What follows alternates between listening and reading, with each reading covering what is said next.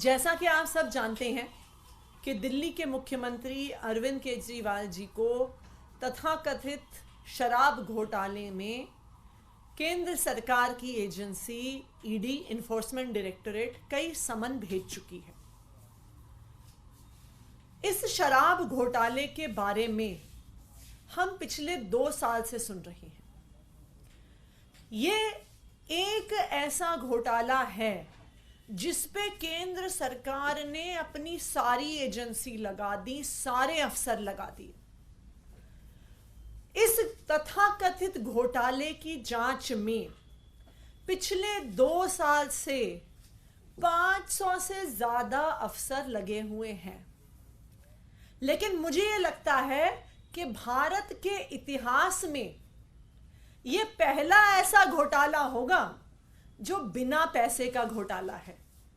यह पहला ऐसा घोटाला होगा जहां पर 1 रुपया भी किसी एजेंसी को बरामद नहीं हुआ है।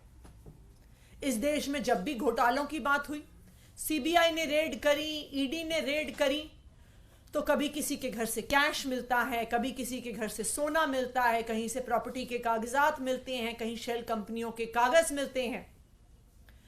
लेकिन पिछले 2 साल में आम आदमी पार्टी के कई नेताओं के घरों में रेड हो गई, ऑफिस में रेड हो गई, लॉकरों पर रेड हो गई, गांव पर रेड हो गई, लेकिन कहीं पर भी 1 रुपया बरामद नहीं हुआ। 2 साल के बाद भी ईडी और सीबीआई 1 रुपए के भ्रष्टाचार का सबूत देश के सामने नहीं रख पाई हैं, कोर्ट के सामने नहीं रख पाई हैं।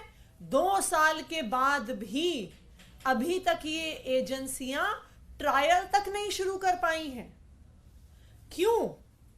क्योंकि ये पूरा केस सिर्फ और सिर्फ एक राजनीतिक षड्यंत्र है। और अब हम देख रहे हैं कि इस षड्यंत्र के तहत यह कोशिश की जा रही है कि अरविंद केजरीवाल जी को लोकसभा के चुनाव से पहले गिरफ्तार कर लिया जाए। भारतीय जनता पार्टी ये चाहती है कि लोकसभा के चुनाव में अरविंद केजरीवाल जी प्रचार ना कर पाए। यही कारण है कि जस्ट लोकसभा के चुनाव से पहले अरविंद केजरीवाल जी को समन पे समन भेजा जा रहा है। लेकिन यह नहीं बताया जा रहा कि उनको समन कर क्यों रहे हैं। क्या उन्हें एक विटनेस के तौर पे समन कर रहे हैं? क्या उन्हें एक अक्यूज्ड के तौर पे समन कर रहे हैं? क्या उन्हें दिल्ली का मुख्यमंत्री होने के नाते समन कर रहे हैं? क्या उन्हें आम आदमी पार्टी का नेशनल कन्वीनर होने के नाते समन कर रहे हैं? ये ईडी कुछ भी बताने को तैयार नहीं है। इसलिए बताने को तैयार नहीं है क्योंकि ये जो समन है और ये जो गिरफ्तार करने का इरादा है, इसका किसी भी जांच से कोई भी लेना देना नहीं है। ये सिर्फ और सिर्फ अरविंद केजरीवाल को लोकसभा के चुनाव से पहले गिरफ्तार करने की साजिश है। यह भारतीय जनता पार्टी ने अब अपना एक स्टैंडर्ड ऑपरेटिंग प्रोसीजर बना लिया है। देश में एक कानून बना है PMLA, prevention of money laundering act. यह कानून बना इसलिए था कि मनी लॉन्ड्रिंग के माध्यम से टेररिस्ट्स को, नारकोटिक्स ट्रेडर्स को पैसा ना दिया जा सके। यह देश का इकलौता ऐसा कानून है जिसमें बेल मिलना लगभग असंभव है, क्योंकि कानून के प्रावधान ही ऐसे हैं। तो भारतीय जनता पार्टी ने क्या किया?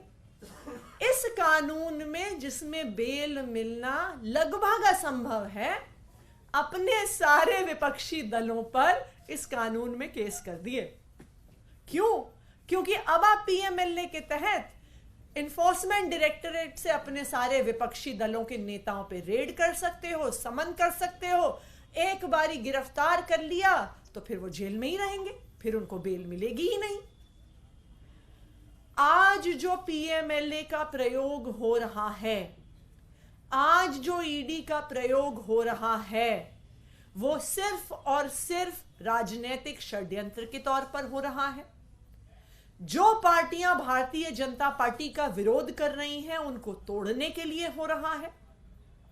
जो नेता भारतीय जनता पार्टी ज्वाइन कर लेते हैं उनके केस खत्म हो जाते हैं। ऐसा क्या है कि शुभेंदु अधिकारी पे इतने सीबीआई ईडी के केस हुए, लेकिन जैसे ही वो भारतीय जनता पार्टी में आए टीएमसी छोड़कर, सारे केस खत्म हो गए। ऐसा क्या है कि हेमंत बिस्व शर्मा पे सीबीआई ईडी के इतने केस हुए, लेकिन जैसे ही वो भारतीय जनता पार्टी में आए तो सारे केस खत्म हो गए।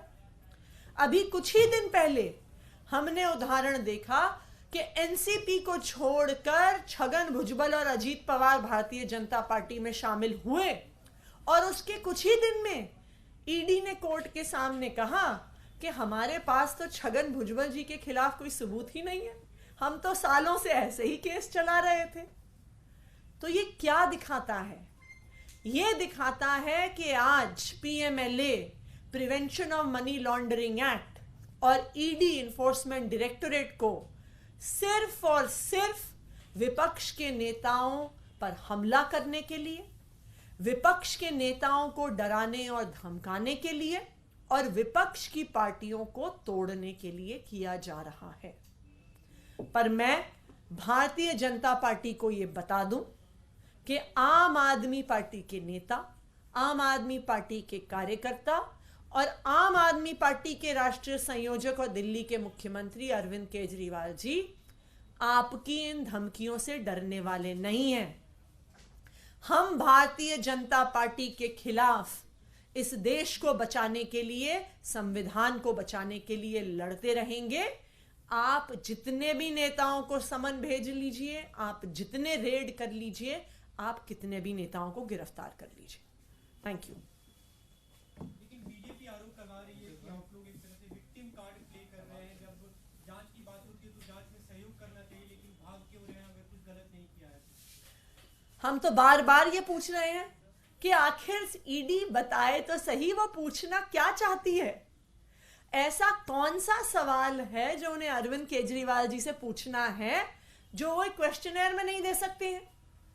ऐसा क्या सवाल है उनके पास जो ईडी में बुलाकर ही उनको पूछना है?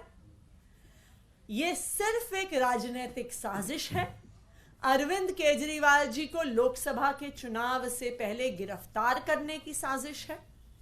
अगर ईडी को कोई सवाल पूछना है तो वो भेजे अरविंद केजरीवाल जी के पास, वो उसका जवाब देंगे, जरूर देंगे। Thank you. लेटेस्ट खबरों के लिए सब्सक्राइब करें हमारा YouTube चैनल